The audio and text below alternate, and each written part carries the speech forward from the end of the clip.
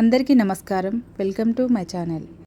హోలీ పండుగ రోజు తులసితో ఇలా చేయడం వల్ల ఆర్థిక ఇబ్బందులు తొలగిపోతాయి అనే విషయాలు తెలుసుకునే ముందు మా ఛానల్ను సబ్స్క్రైబ్ చేసుకోండి.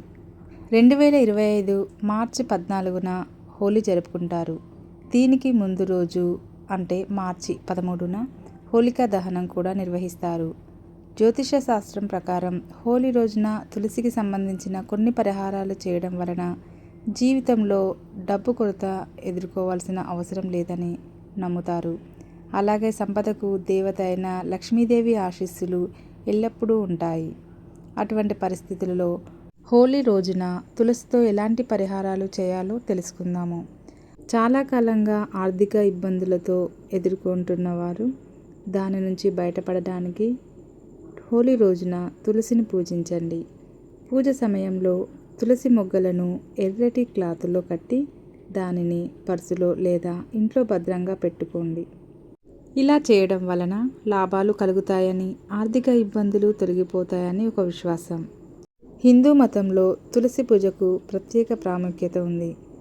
లక్ష్మీదేవి తులసిలో నివసిస్తుందని నమ్ముతారు. అందుకే ప్రజలు తులసి మొక్కను హిందువులు తమ ఇంట్లో పెంచుకుంటారు. ఎవరైనా తమ ఇంట్లో లక్ష్మీదేవి నివసించాలని కోరుకుంటే హోలీ రోజున ఇంట్లో తులసి మొక్కను నాటండి. తులసిని నియమాలు, ఆచారాల ప్రకారం పూజించాలి.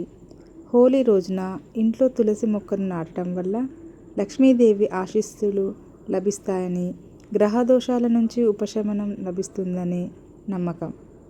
పెండింగ్ పనులు పూర్తి కావాలంటే హోలీ రోజున ఉదయం స్నానం చేసిన తర్వాత కృష్ణుడికి అభిషేకం చేయాలి.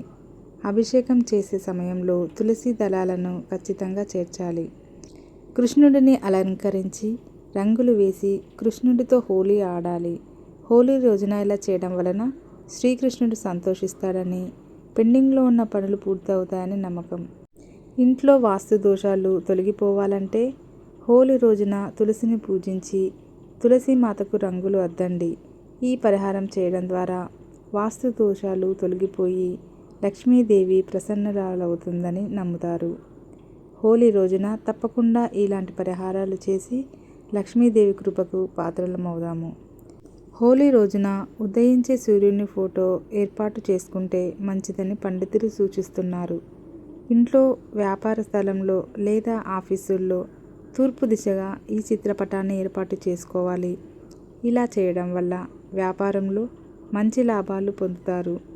అదేవిధంగా ఉద్యోగంలో ఉన్నత స్థాయికి చేరుకుంటారు.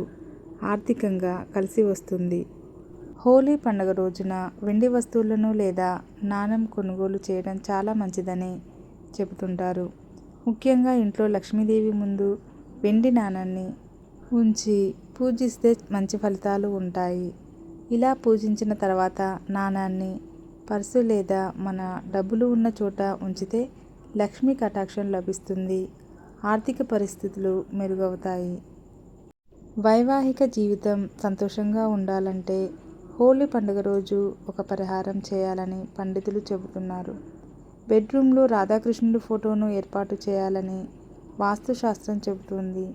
ఇలా చేయడం వల్ల వైవాహిక జీవితంలో నెలకొన్న సమస్యలు దూరమవుతాయి. హోలీ రోజు ఇంట్లో తులసి మొక్కను నాటితే అదృష్టం కలిసి వస్తుందని శాస్త్రం చెబుతుంది.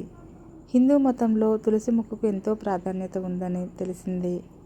తులసిని లక్ష్మీదేవితో సమానంగా పూజిస్తారు.